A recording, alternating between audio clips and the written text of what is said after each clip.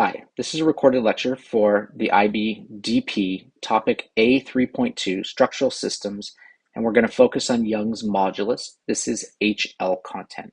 To start with, the IB says that you need to understand that in structures, it is important to know how and when an object or a material will stretch, bend, or break. You must be able to describe the relationship between stress and strain on a material under stress and be able to outline Young's modulus, yield strength, ultimate strength, and fracture in the context of a stress and strain graph. This video right here is excellent and you should watch it.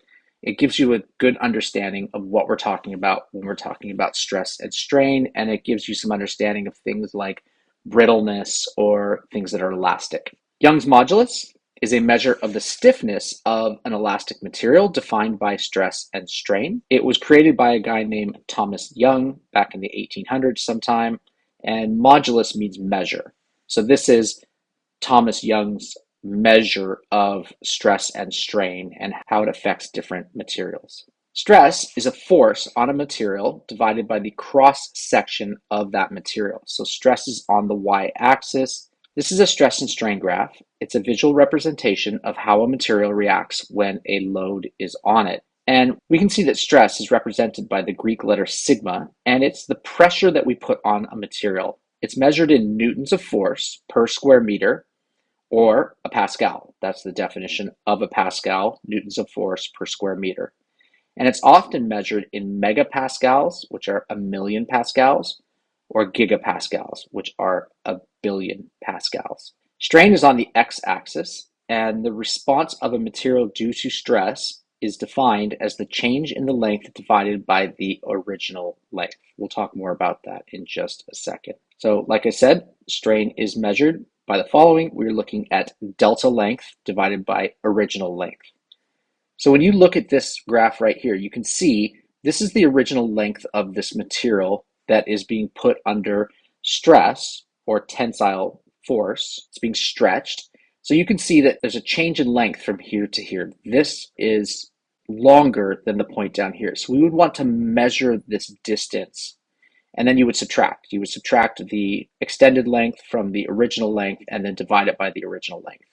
You can see here that it's even longer, and here it's actually gotten to the fracture point where it's broken. When we talk about fracture point, stress, strain, elastic deformation, yield, fracture point, ductility, brittle, and toughness are all essential to understanding the limits of a material when selecting for a design due to permanent deformation or breaking. Let's talk about elasticity.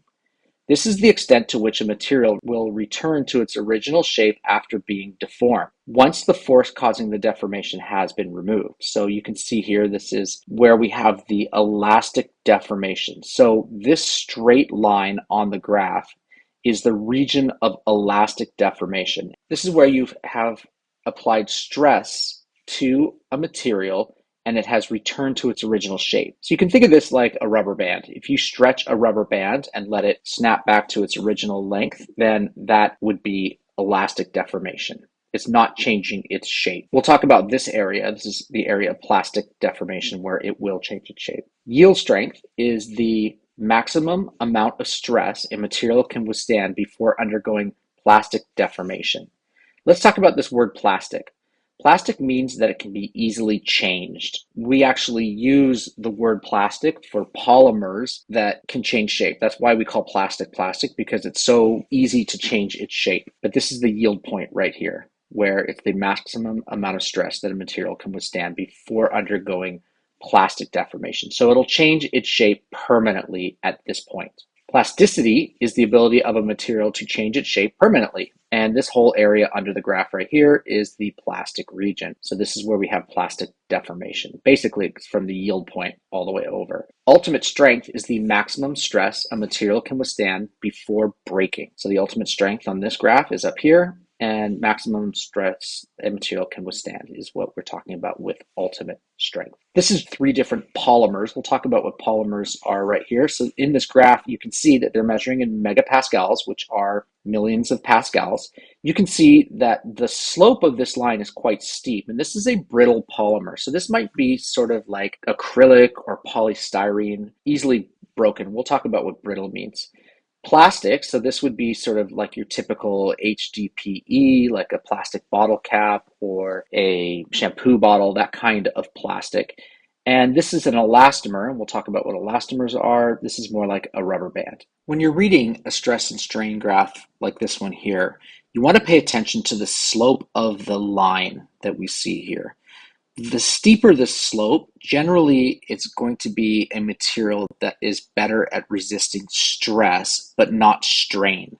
So for instance, this brittle polymer is great at resisting stress, so it can handle a lot of pressure, but it can't deform much. That means it can't change its shape much. It will shatter if it changes its shape because it's quite brittle. This plastic right here, the slope of this line is pretty steep, but then you can see that it's got a much greater plastic region underneath this curve right here. When we look at something like an elastomer, so this is an elastic band, this is a material that can't handle much pressure. So it's not dealing with pressure very well, but it sure is dealing with a lot of strain, and it can change its shape without rupturing because it's got a lot of area in this curved area. It's got quite a flat or shallow slope to the line. Steep lines are going to be more brittle. Shallow lines are going to be more elastic. So when you're choosing different materials to build your products out of, you need to pay attention to, do I want something that is going to be better at resisting stress, or do I want something that's going to be better at resisting strain?